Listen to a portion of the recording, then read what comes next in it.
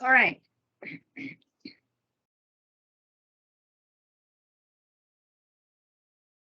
Uh, Let me show my screen.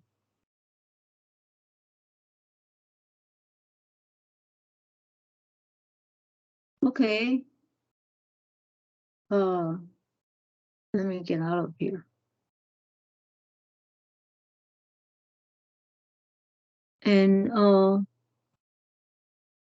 you may also like to know where is the mouse 12. Okay. Remember, I already put this uh data set in iLearnings.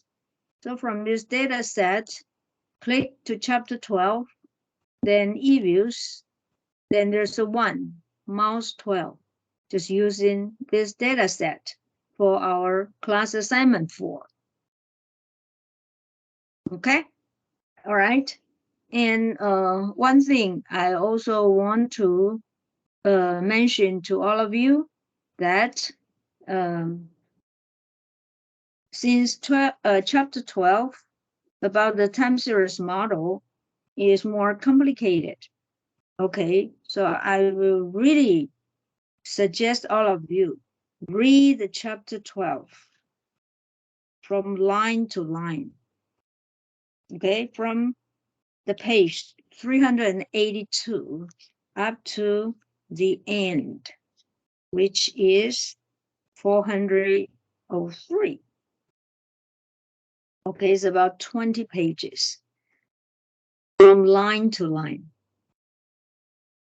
That will really help all of you to understand the topic about the time series model, because there are many, you know, complicated concepts involved in this topic. Okay, now I'm going to continue to the other topic, which is 12.4, and is called Granger causality. Okay, and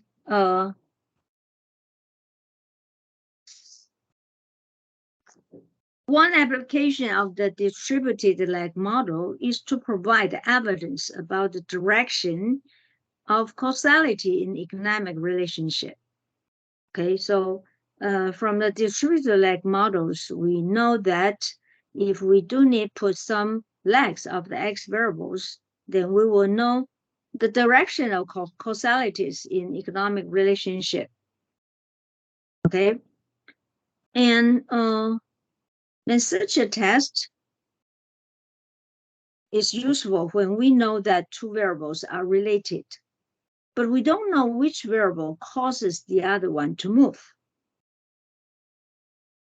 So if we want to know that which variable causes the other one to move, then there's two approach to do it. One is to determine from the simultaneous equation, okay, which is in chapter 12, chapter 14 in our textbook. And I'm not sure whether we will cover up to chapter 14 about the simultaneous topic. But I would like to talk about one of the important issues from chapter 14, which is called instrumental methods.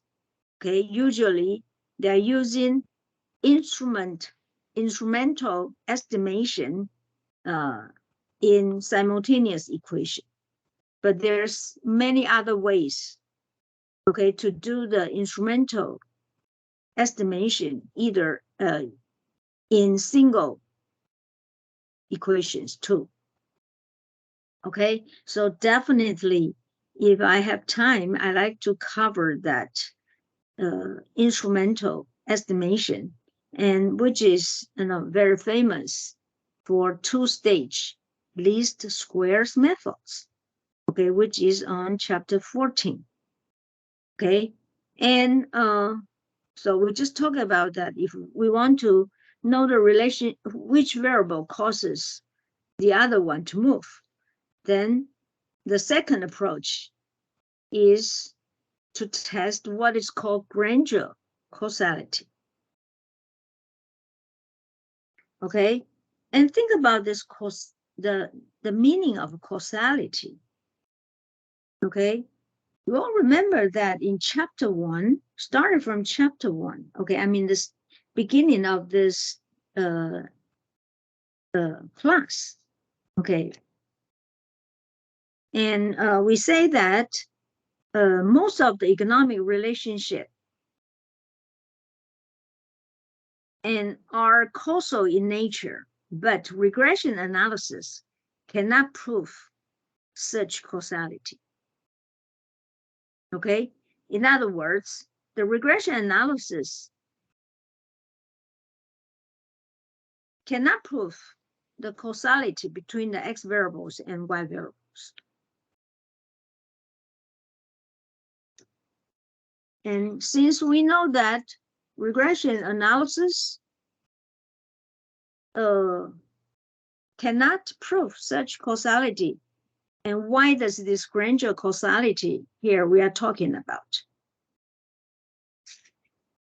Okay, and let me put, there's one author mentions that in regression analysis involving time series data, the situation may be different. Okay, the author just say that time does not run backward. That is, if event A happens before event B, then it is possible that A is causing B. However, it is not possible that B is causing A. In other words, events in the past can cause events to happen today, future events. I'll say it again. In other words, events in the past can cause events to happen today, but future events cannot. Okay, I'll say it again, okay? There's one author say that time does not run backward.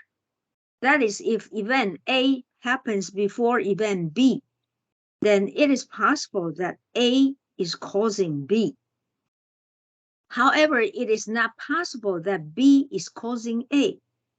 In other words, events in the past can cause events to happen today, but future events cannot. So this line of thinking is probably behind the so-called Granger causality test.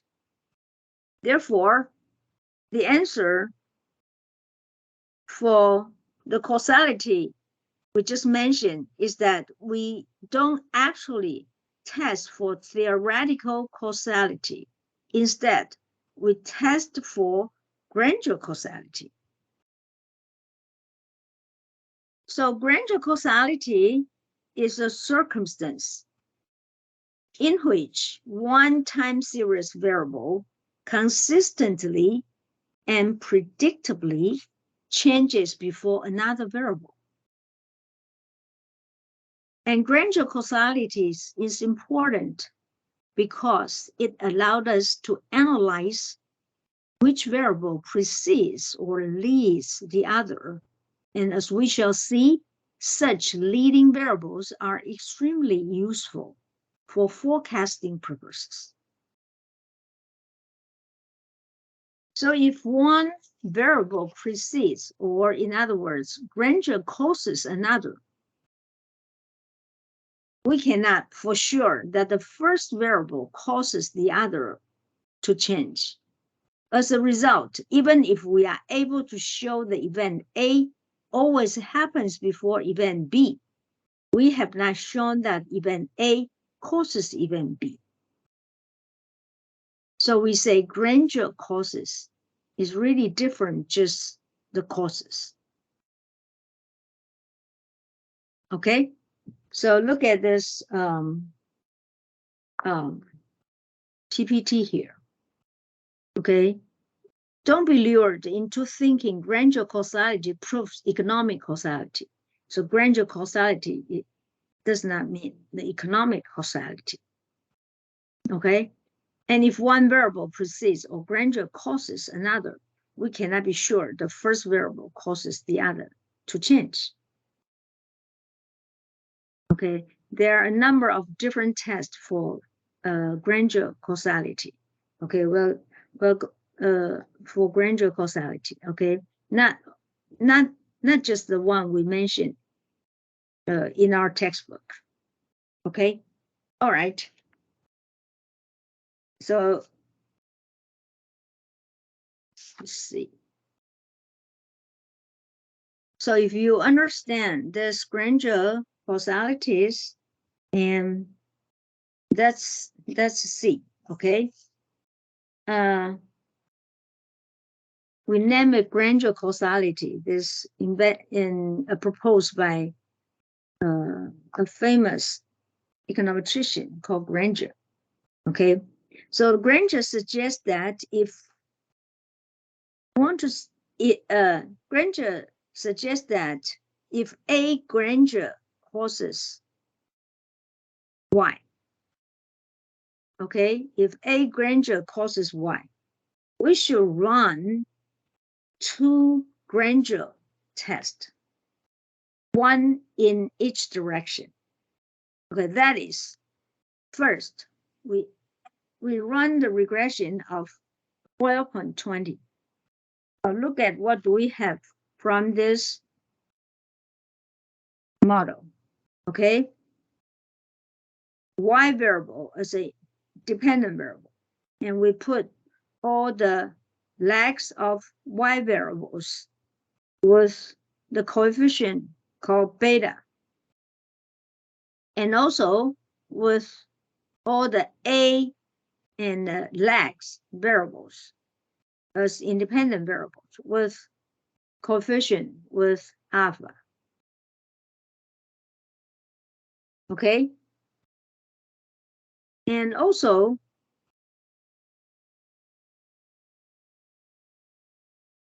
I think you need to take a look at as your textbook. Not only 12.20, there's another, is 12.21. Okay? So we need to run the two Granger tests.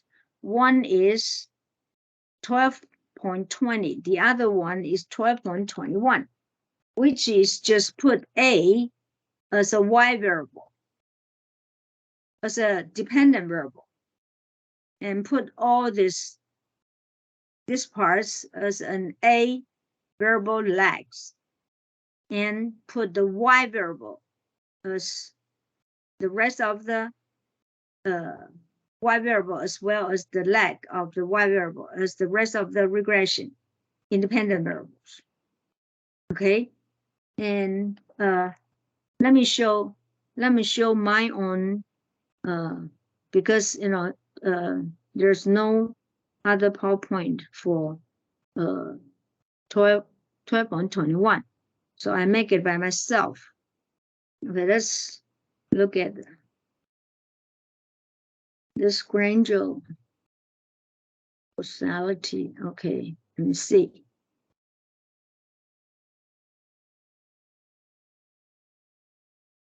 Okay. You can see my PowerPoint, okay? This is my Word file, okay? I'll make it larger, all right? Do you see that clearly? Make it even a little bit bigger. Okay, all right.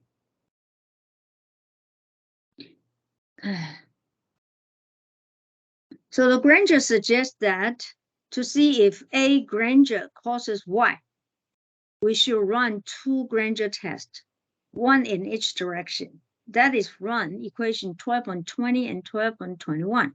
So this is equation 12.20 from our textbook, and the other one is also from our textbook, 12.21. Okay? We have to run 2 Granger tests. Okay, and what do we do? We test the null hypothesis that the coefficient of the lag A, in other words, here, lag A, jointly equal to 0 in equation 1220. Okay, we test the null hypothesis of the coefficient of lag A. So from alpha 1 to alpha p. Okay, and using F-test. And also test the null hypothesis that the coefficient of lag Y, so is 12.21. Okay, now we have A as a dependent variable, and you test all the lag of Y variables. Okay, in other words, I'm testing alpha. Okay, this alpha can be denoted as the coefficient of 12.20 as well as the 12.21, but is the result is different. Okay, and when we test for this Granger test, it come up with the 4 cases, okay, which didn't really mention in our textbook. So I like to make it, clear to all of you. Okay, and we distinguish 4 cases. The first one is called unidirectional causality from A to Y. Means A Granger causes Y. Okay? A Granger causes Y occurs if the estimated alpha, this one, okay, coefficient in equation 12.21 is statistically different from 0 as a group, but not for the set of estimated alpha j coefficient in equation 12.20. What do we mean by that? If I say A Granger causes Y, so for this, if I say A Granger causes Y, means the joint hypothesis testing for all the alpha 1 to alpha p in 12.20 should be significant, but all this joint alpha test from 12.21 is not significant. If this alpha is significant from 12.20, but not 12.21, means A causes Y, but Y does not causes A. Okay, in other words, this is just unidirections, just from A to Y. So the dimension is correct here. So Granger causes Y occurs if estimated alpha j in equation 12.20 is statistically different from 0 as a group, but not for the set of alpha j in equation 12.21. Do I make it clear to all of you?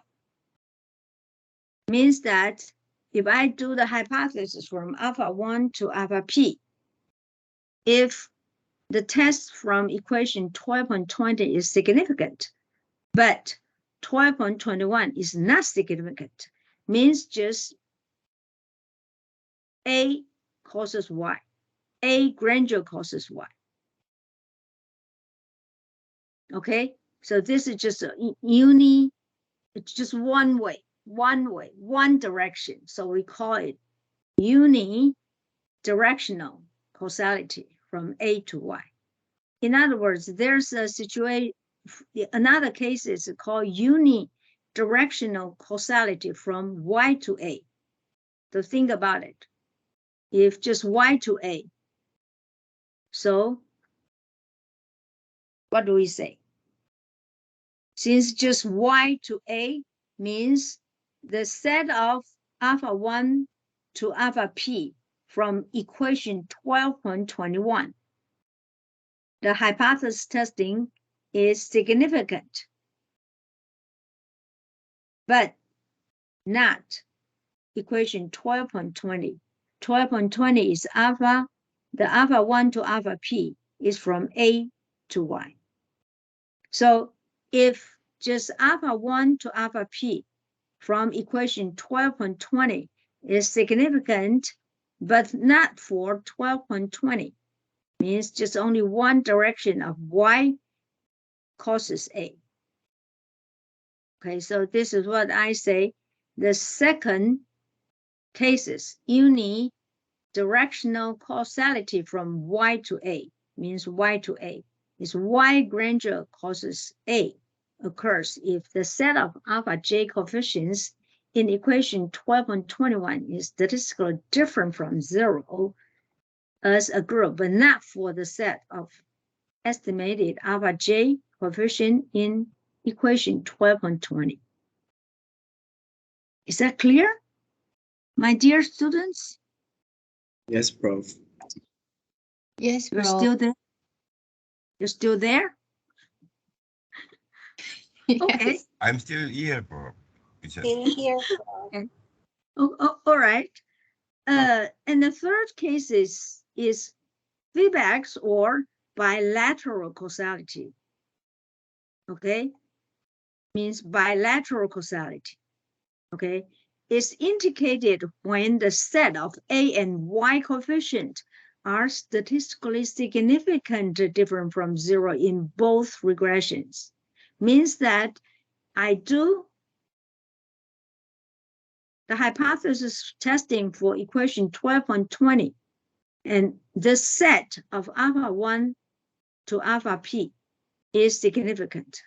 And also from equation 12.21, from alpha 1 to alpha p is also all significant. Means A causes Y as well as Y causes A.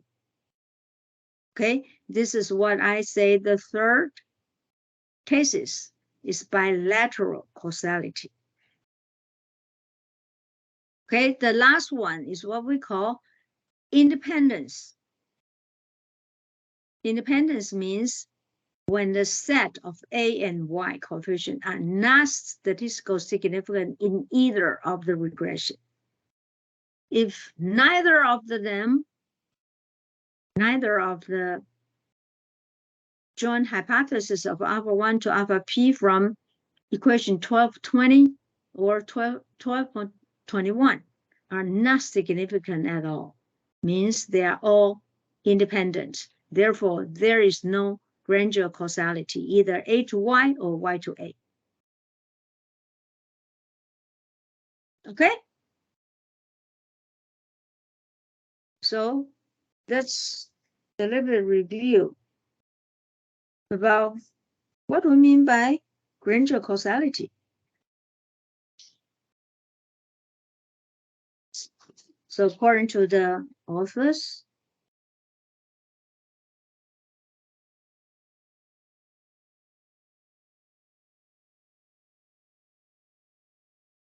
I'm sorry. Granger causality is a circumstance in which one time series variable consistently and predictably changes before another variable. Okay, but Granger causality doesn't mean the theoretical causality. Okay, so we're working with the Granger causality doesn't mean that we are proof the theoretical causality. Okay, and I think any questions so far? Okay, okay, let me just stop here for, and let me go back my own, okay? I also want to mention that before we implement the Granger test, we need to consider several factors first, then we do the Granger test, okay? Let's see what those other several factors are. Okay, the first one is the number of lags terms to be introduced in the Granger causality test is an important practical question. It means that how many lags? So how many lags we are going to use? Okay, here P equal to what? 1, 2, 3, 4, 5, 6, 10. Okay, so this means this is what we say.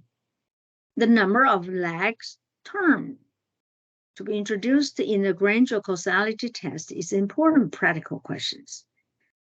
For the direction of causality may depend critically on the number of lags terms included in the model. So, in other words, we will have to use archaic, Schwartz, or similar criterion to determine the length of the lags. Okay, and it seems that we haven't learned it. Okay, some trial and errors is inevitable. Okay, so this is the first factors we need to consider. Second, we have assumed that the error terms entering the Granger test are uncorrelated. If this is not the case, we have to use appropriate error transformation. Then, this one is another topic. Okay? The third factor, we have to guard against spurious causality. In other words, when we say A causes B or vice versa, it is quite possible that there is a lurking variable, say C, that causes both A and B. Therefore, the causality between A and B may in fact be due to the omitted variable C. Okay, so the concept about spurious will be talked about in our textbook 12.5 section. So we haven't covered that yet. Okay, number 4, the critical assumption underlying the Granger causality test is that the variable under study, such as A and B, are stationary. Okay, this is another terms called stationary, and which we'll also cover in section 12.5. So if both A and B are individually non-stationary, strictly speaking, we cannot use the Granger test. Okay? And number 5. However, while individual non-stationary, it is possible that the variable in question is co-integrated. Okay? So far, co-integrated. You'll see this co-integrated. I'll put it and is stationary. Okay, those terms. And this is called spurious. Okay, and number 12 is okay, this means the error terms is uncorrelated. Okay, there's no zero correlation problems. It means that. Okay, and the number of lags to be introduced in the Granger causality. Okay, so all these are the important factors we need to consider before do the Granger test. Okay, and I just put it as a red ink. Okay, spurious, those terms, stationary, co-integrated. It will be covered on section 12.5 in our textbook. Okay, so we haven't get to that yet. Okay, so I like to just give you the definition or concept of the Granger test now. And after we talk about section 12.5, and we cover all the spurious concept, we call stationary concept and also co-integration concept, then we'll get back to Granger test, Granger causality test using a real data. Okay? All right. Any questions for this Granger causality concept?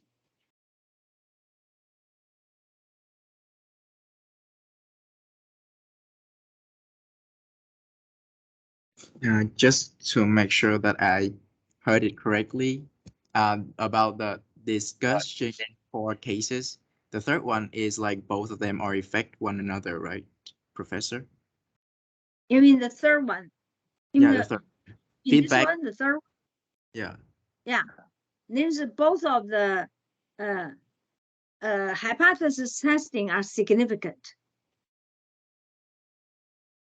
And they will affect one another. Yeah. So this is what we call bilateral causality. Means that if I test equation 12.20 from alpha 1 to alpha p, it is significant.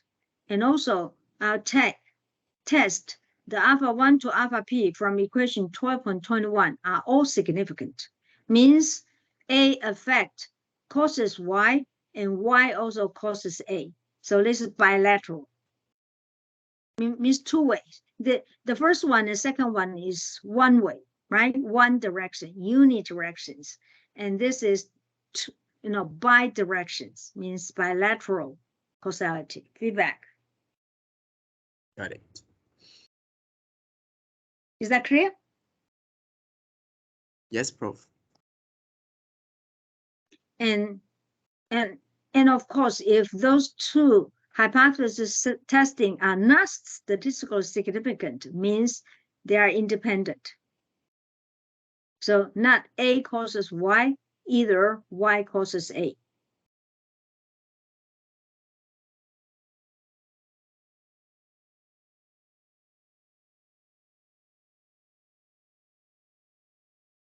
Okay.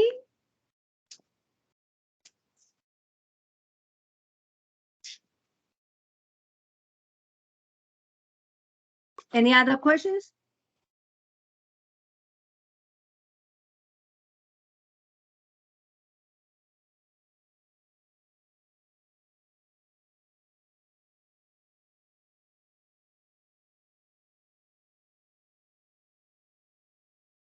If you don't have any questions, then we still have 20 minutes. Then I will go on to section 12.5. Okay? Okay, Professor. Professor? Yes. So Professor, may I go on? Yes, yes. do we have this note? What we saw on the screen? You mean this one? Okay, I will get this okay. I think I can give all of you okay, maybe. Yeah, I will put it up to the iLearnings using the Word files. Okay? Thank you very About much. this part, about these parts, okay? And I think I started from this one, started from here, okay? Which we don't have it in our textbook. Although 12.20 and 12.21 are listed in our textbook, but they don't have the explanation like what I did here, and they don't mention there's 4 cases, and I think this is also very important too, and also they don't put this consider these factors before implement the Granger test. So I will also put these parts in on the up to here. Okay. All right. And let me see, maybe, yeah, I think that's it, right? All right. Okay. So let's go on to the section 12.5. Okay, I'll do that. And all right, this is 12.5 will have several ideas. One is spurious correlation, one is stationarity, and the other one is called co-integration. So we'll do it one by one. Okay, first of all, let's start with spurious correlation. Okay, let's understand what's the definition of spurious correlation. So spurious correlation is a strong relationship between two or more variables that is not caused by a real underlying causal relationship. So I think this is what I just mentioned, that maybe you'll see the relationship between A and B. Okay, and in fact, let me see. Just a second, okay? Just a second.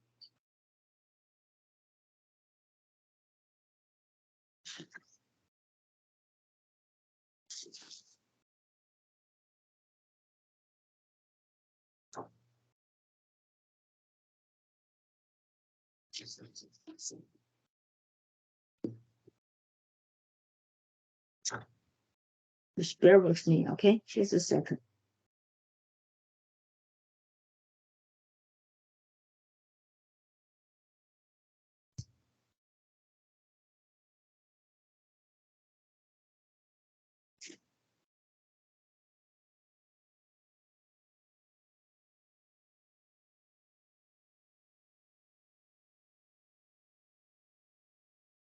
All right. Sometimes we say that A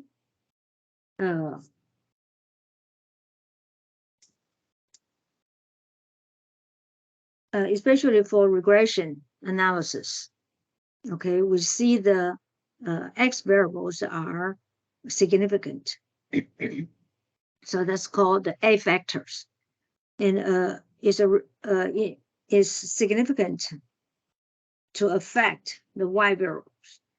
Okay, however, the A and the X variables and Y variables, there's a called lurking variable. Lurking variable is something, is a hidden, the hidden variables.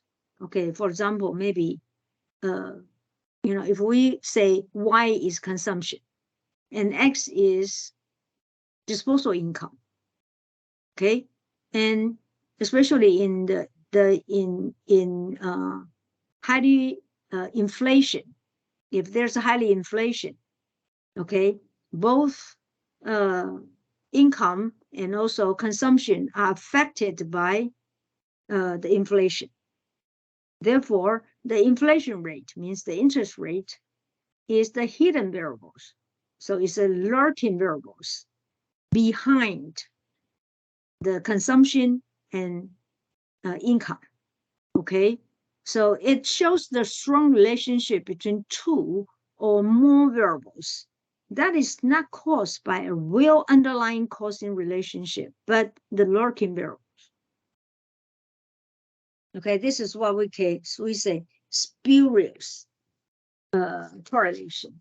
So it's a fake. Spurious means it's not true. It's a fake. Okay, so, and a regression in which the dependent variable and one or more of the independent variables are spurious correlated is is a spurious regression. And what's the problem with spurious regression? All the t-scores and the overall fit are likely to be overstated and untrustworthy. I mean, it's not reliable. All the t-scores and the overall fit is unreliable.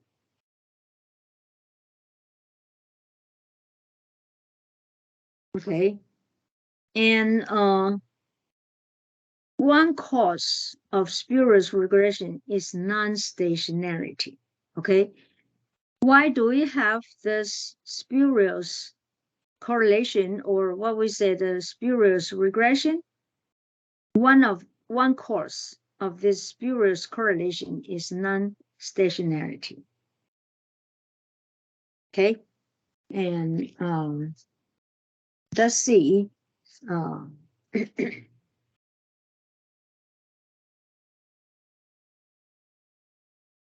We say that there is, in fact, with very many causes of spurious correlation, and there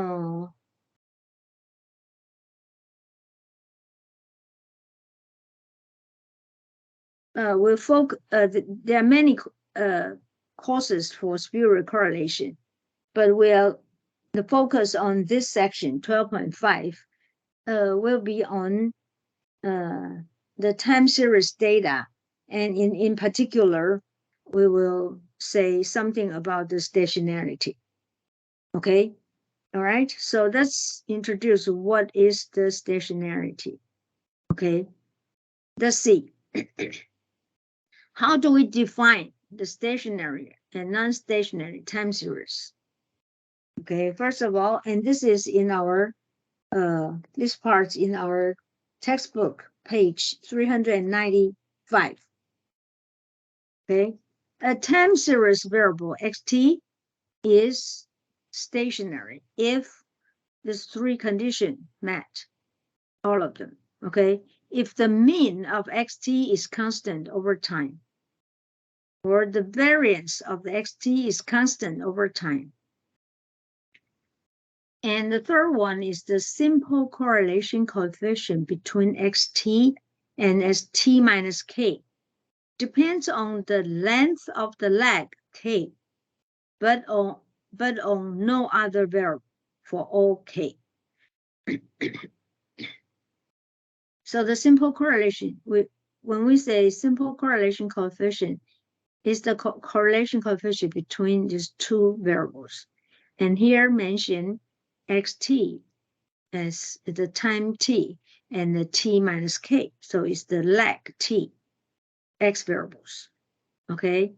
And their correlation depends on the length of the lag k, but no other variables. If these three conditions met, then we say the time series is stationary. And if one or more of these properties is not met, then xt is non-stationary. And if we have these variables is non-stationary and it causes the problem, is known as non-stationarity. Okay. And I want to ask you that why should we worry whether a time series is stationary or not? Why do we have to worry about this one? Okay, there's two reasons for that. Let's see whether we have this one. Okay, let's see. If a time series is non-stationary, we can study its behavior only for the periods under consideration. Okay? As a result, it is not possible to generalize it to other time periods. Do we just say that the time series variable xt is stationary if the mean is constant and the variance constant? Okay, so if the time series is non-stationary, means that, you know, for some certain period we study, okay, the behavior is just for the periods we study only. We are not able to expect in the future or in the past that the other time periods, in other words, it's not possible to generalize the relationship to other time periods. Okay, and for forecasting purpose, we know if we use time series data, the forecasting purpose is very important. And if we have non-stationary time series, data for forecasting purpose will be of little practical value because we're not able to do the forecasting. If we study the behavior only for one certain periods, since it is the mean and variance is not constant, they can just weigh out to drift to any other mean or variance. Then for forecasting purpose, this non-stationary time series is useless. Okay, and the second reason is that regression analysis involving non-stationary time series may lead to a phenomenon of spurious or nonsense regression. That is, you may have higher R-square and some of or all of regression coefficient may be statistically significant on the basis of the usual T and F test. However, in cases of non-stationary time series, these tests are not reliable. Because all this T test or F test is assumed that the underlying time series are stationary only. Okay? All right. Any questions so far? All right, look at this this PPT. It shows that some variables are non-stationary because they rapid increases over time. So if you happen to have the variables is non-stationary and really rapid increase over time, you may solve these problems by adding a time trend to a regression model, then can help avoid spurious regression in this case. Okay, in other words, in the regression, we put T, means the time trend, as one of the independent variables, the T trend as one of the independent variables to eliminate this rapid increase over time. In other words, will reduce the problems of stationarity, non-stationarity. And unfortunately, for many variables, this does not alleviate non-stationarity. I mean that if you put the T, this time trend, as one of the independent variables, if you found that the non-stationarity problem doesn't reduce it, means does not alleviate it, then this alternative is not workable. Okay, all right, and there's many forms of non-stationarity. And if it often takes a form of a random walk, Okay, so let's introduce what is the random walk. Okay, let's see the definition of the random walk. Random walk. So this part is in our textbook on page 396. So a random walk is a time series variable in which the next period's value equals the year's value plus a stochastic error terms. So look at this equation 12.22. If we have the yt equal to gamma yt minus 1 plus error terms, and error term, this error term is classical error terms. So if r, the absolute value of the r less than 1, if we put the absolute value of r less than 1, means what? Means r is ranges between -1 and +1.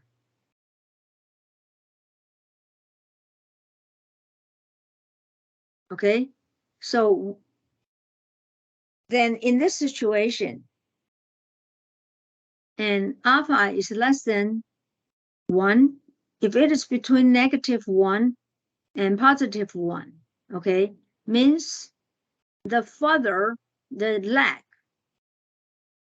So in this case, for equation 12 and 22, this alpha, the yt will be smaller than the yt minus 1. If absolute alpha is less than 1, okay, then yt is stationary because it will bound it, okay? The yt will go on and bound it to some certain range. Okay, so the expected yt will eventually approach to 0 and therefore be a stationary as the sample size gets bigger and bigger. Okay, and similarly, if the absolute gamma is greater than 1, this means either gamma greater than 1 or gamma less than -1. Okay, so we will expect the absolute value of the yt will continually increase and making yt non-stationary.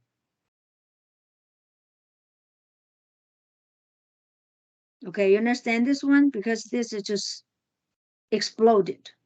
The yt will explode it, either in positive direction or negative directions. So look at carefully for gamma equal to 1, means this is just only for +1 or -1. Then there's another name called unit root. Okay, so if it is in unit root, the 12.22 can be expressed as 12.23, which is gamma equal to 1 if this is positive. Okay, all right. I think I'll just stop here for a while. Then remember to have class assignment due next week, and we'll see you, all of you, next week.